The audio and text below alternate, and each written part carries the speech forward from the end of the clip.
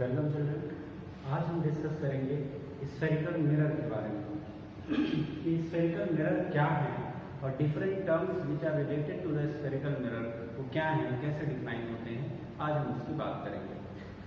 तो सबसे पहले अगर हम इस हमारे स्फेरिकल मिरर टर्म को ही देखें तो मेनली दो टर्म से बना हुआ है, एक मिरर और एक स्फेरिकल। तो सबसे पहले हम ये देखेंगे कि मिरर क्या होता है। तो कोई भी ऑप्टिकल इंस्ट्रूमेंट जो किसी ऑब्जेक्ट की इमेज बना सकता है वो मिरर है। बहुत सिंपल है, बहुत क्लियर है। कोई भी ऑप्टिकल इंस्ट्रूमेंट जो किसी भी ऑब्जेक्ट की इमेज बना सकता है, any optical instrument which can form image of an object is known as mirror. अब आपके मिरर एक प्लेन मिरर भी होता है और स्फेरिकल मिरर्स भी होते हैं। हम स्फेरिकल मिरर पर बात करेंगे कि स्फेरिकल मिरर क्या है।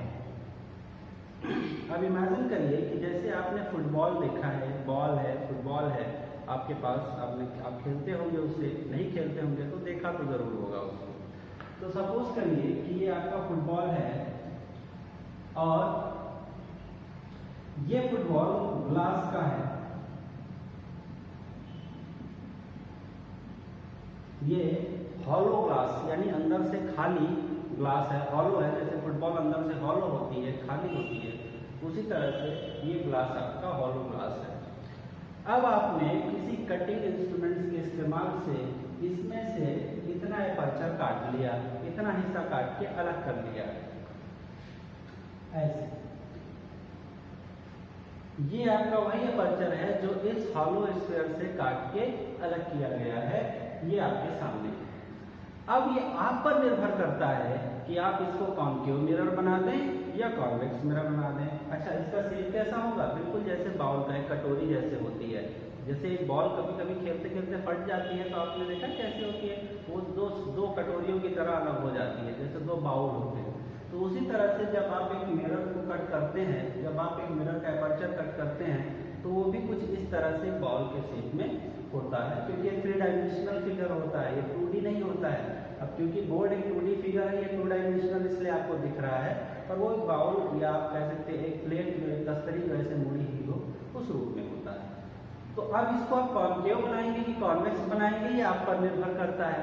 अगर आप इसके बल्जिंग सरफेस पर यानी बाहर की तरफ उभरे हुए सरफेस पर पॉलिशिंग करेंगे, यहाँ पॉलिश करेंगे, और अंदर का जो केव लाइक सरफेस है यानी जो गुफा जैसा है, जो गहरा है, अगर उस सरफेस से लाइट का रिफ्लेक्शन होगा, अगर लाइट का रिफ्लेक्शन यहाँ से होगा तो डेफिनेटली ये मिरर कॉनकेव मिरर कहलाएगा, because reflecting surface is cave like. Reflecting surface cave के जैसा है, दिस इज कॉनकेव मिरर। और अगर आप चाहें तो इसी मिरर को आप कॉन्वेक्स भी बना सकते हैं। कैसे? आपने जो पॉलिशिंग बाहर की तरफ की है, ये पॉलिशिंग आप बाहर की तरफ ना करके अंदर की ओर करें। अगर आपने इसी एपर्चर में अंदर की तरफ केव स्ट्रक्चर की तरफ पॉलिशिंग की है और बाहर का जो सरफेस है वो नॉन पॉलिश्ड है, बल्जिंग सरफेस नॉन पॉलिश्ड है, तो ये रिफ्लेक्टर की तरह बिहेव करेगा जब इस पे लाइट में इंसिडेंट होगी। तो जब ये सरफेस रिफ्लेक्टिंग सरफेस बन गया तो अब यही मिरर आपका बदल के हो गया कॉन्वेक्स मिरर।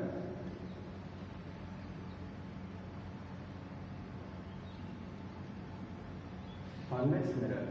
तो इस तरह से कोई कॉन्केव मिरर और कॉन्वेक्स मिरर बनते हैं। कॉन्केव और कॉन्वेक्स बनने का सिर्फ दोनों एक ही एपर्चर है, दोनों के बनने का सिर्फ एक कारण है, आपकी पॉलिशिंग। आपने उसके रिफ्लेक्टिंग सरफेस को अगर केव साइड से रखा है तो वो कॉन्केव है, अगर रिफ्लेक्टिंग सरफेस को बल्जिंग सरफेस पे रखा है तो वो कॉन्वेक्स है। अब आगे हम देखेंगे कि किसी मिरर से रिलेटेड कुछ जियोमेट्रिकल टर्म्स क्या है, उन टर्म्स के बारे में हम जानेंगे।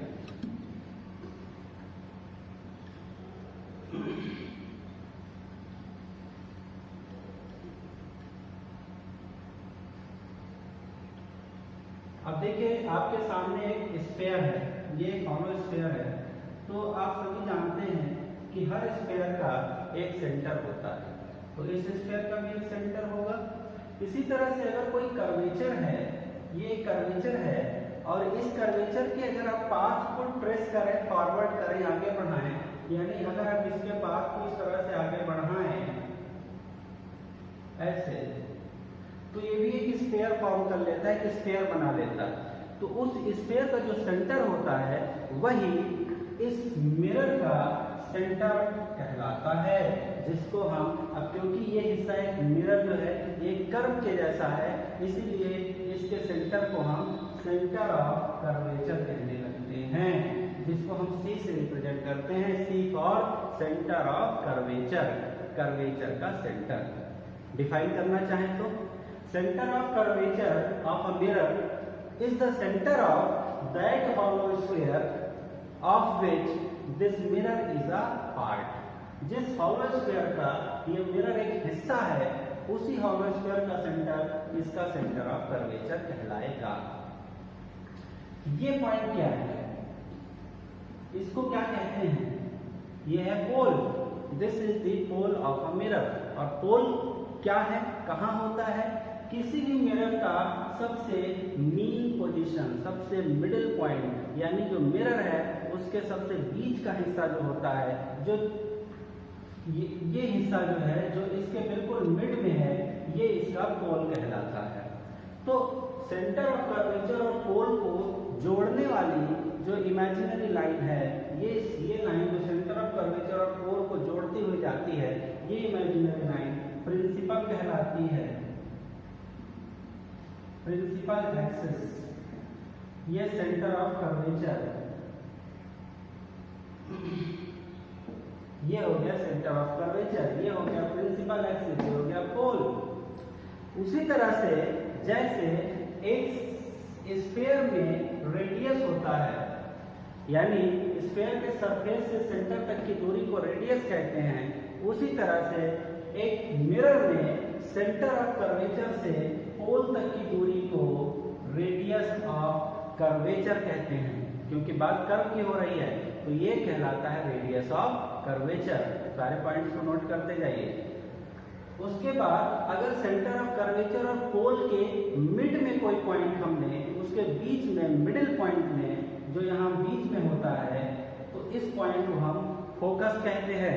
इसको हम फोकस कहते हैं। ये पॉइंट वो पॉइंट है जहाँ से पैरेलल लाइट रे रिफ्लेक्शन के बाद गुजरती हैं, उस पर हम अभी बात करेंगे आगे।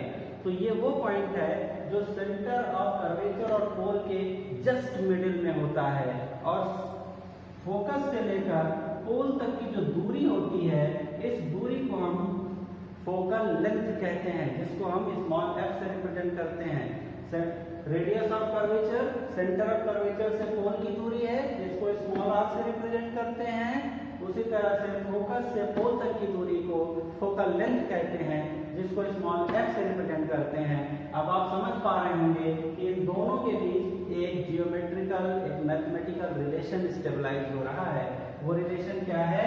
Focal length is always half of the radius of curvature। Focal length जो होता है वो रेडियस ऑफ कर्वेचर का हाफ होता है, उसका आधा होता है।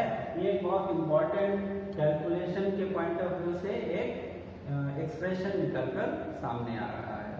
तो इस तरह से आपने देखा कि कैसे हम किसी स्फीयर से, किसी हॉलो स्फीयर से स्फेरिकल मिरर बना सकते हैं। क्यों उसको स्फेरिकल मिरर कहते हैं, ये भी आपने समझा, क्योंकि वो एक स्फेरिकल एपर्चर की तरह होता है। एक स्फीयर का एपर्चर होता है जो एक स्फीयर फॉर्म करता है, अगर उसके पाथ को हम ट्रेस करें तो आगे। उसके साथ साथ आपने देखे वो ज्योमेट्रिकल पॉइंट्स जिनकी ज़रूरत आपको पड़ेगी जब आप किसी भी ऑब्जेक्ट के इमेज के फॉर्मेशन के रिगार्डिंग रे डायग्राम बनाएंगे। रे डायग्राम बनाते समय आपको इन पॉइंट्स के बारे में बार बार सुनने को मिलेगा, इसलिए इनको डिफाइन करना ज़रूरी है। अब हम देखेंगे कि जब हम रे डायग्राम फॉर्म करते हैं तो हमको लाइट के किसी पर्टिकुलर पॉइंट से गुजरने पर उसके स्पेसिफिक बिहेवियर के बारे में पता हो। यानी हमको ये पता हो कि लाइट रे इन डिफरेंट पॉइंट से जब पास होती है तो कैसा बिहेव करती है। जब हमको ये पता होगा तभी हम एक सही रे डायग्राम बना पाएंगे। तो आइए देखते हैं।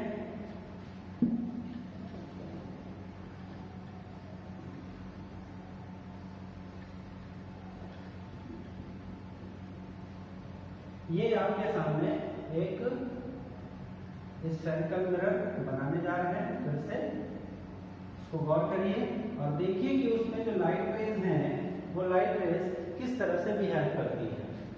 ये एक स्फेरिकल मिरर है, ठीक है, जो पॉलिश्ड है बाहर से। ये कॉन्केव मिरर है, ये आपकी प्रिंसिपल एक्सिस है। जाहिर सी बात है इसका कहीं पे सेंटर ऑफ कर्वेचर होगा, है, जाहिर सी बात है। इसमें पोल होगा, वो भी है, और एक फोकस भी होगा। तो अब हम देखेंगे कि लाइट रे इन पॉइंट्स पर किस तरह से बिहेव करती है। तो जब कोई light ray parallel to the principal axis incident होगी तो रिफ्लेक्शन के बाद वो हमेशा फोकस से होकर ही जाएगी। फोकस क्या बताया मैंने, जब light ray parallel to the principal axis incident होगी, यानी प्रिंसिपल एक्सिस से पैरेलल होगी, तो रिफ्लेक्शन के बाद हमेशा वो कहां से जाएगी, फोकस से जाएगी। ये एक इंफॉर्मेशन है। सेकंड, अगर कोई लाइट रे सेंटर ऑफ कर्वेचर से इंसिडेंट हो रही है, यानी सेंटर ऑफ कर्वेचर से होकर आकर मिरर पर फॉल हो रही है, तो रिफ्लेक्शन के बाद भी वो सेंटर ऑफ कर्वेचर से ही जाएगी। ये सेकंड इंफॉर्मेशन है किसी लाइट रे के बारे में रिगार्डिंग द गिवन पॉइंट्स। अब अगला पॉइंट क्या है, फोकस है। तो अगर कोई लाइट रे फोकस पर से इंसिडेंट हो रही है, यानी वो फोकस से होकर जा रही है, मिरर पर गिर रही है, तो वो लाइट रे रिफ्लेक्शन के बाद प्रिंसिपल एक्सिस के साथ पैरेलल हो जाएगी। आई रिपीट, अगर कोई लाइट रे फोकस से होकर जा रही है और मिरर पर इंसिडेंट हो रही है, तो रिफ्लेक्शन के बाद वो प्रिंसिपल के साथ पैरेलल एक्सिस पर प्रिंसिपल के साथ पैरेलल मूव करेगी, उसके साथ पैरेलल हो जाएगी। हमने देखा सेंटर ऑफ कर्वेचर से लाइट का जाना, हमने देखा फोकस से होकर लाइट का जाना, और parallel to the principal axis होकर आना। एक पॉइंट रह गया, पोल। तो यहाँ पर लाइट का बिहेवियर कैसे होगा, अगर कोई पॉइंट कोई भी लाइट रे पोल पर इंसिडेंट होती है, तो वो रिफ्लेक्ट होगी इस तरह से कि वो पोल पर प्रिंसिपल एक्सिस के साथ इक्वल एंगल फॉर्म करे दोनों तरफ से। यानी ये एंगल आई है और ये एंगल आर है, तो i must be equal to r. ये हो गया चौथा। ठीक है, मैं फिर से रिपीट करता हूं, अगर कोई light parallel to the principal axis है तो रिफ्लेक्शन के बाद फोकस से जाएगी। अगर कोई लाइट रे सेंटर ऑफ कर्वेचर से आ रही है तो वो रिफ्लेक्शन के बाद सेंटर ऑफ कर्वेचर से जाएगी। अगर कोई लाइट रे फोकस से आ रही है तो रिफ्लेक्शन के बाद parallel to the principal axis हो जाएगी। अगर कोई लाइट रे पोल पर इंसिडेंट हो रही है तो रिफ्लेक्शन के बाद इक्वल एंगल बनाएगी प्रिंसिपल एक्सिस के साथ। तो ये बहुत इंपॉर्टेंट इंफॉर्मेशन है रिगार्डिंग द रे डायग्राम। जब आप रे डायग्राम फॉर्म करेंगे ऑब्जेक्ट्स के डिफरेंट पोजीशंस के लिए, वहां पर लाइट के इस नेचर को आपको जानना होगा, आपको इसका यूज करना होगा, तभी आप एक सही रे डायग्राम बना पाएंगे। Thank you very much for today's class, और अपनी नेक्स्ट क्लास में किसी नए टॉपिक के साथ फिर आएंगे। तब तक के लिए गुड लक।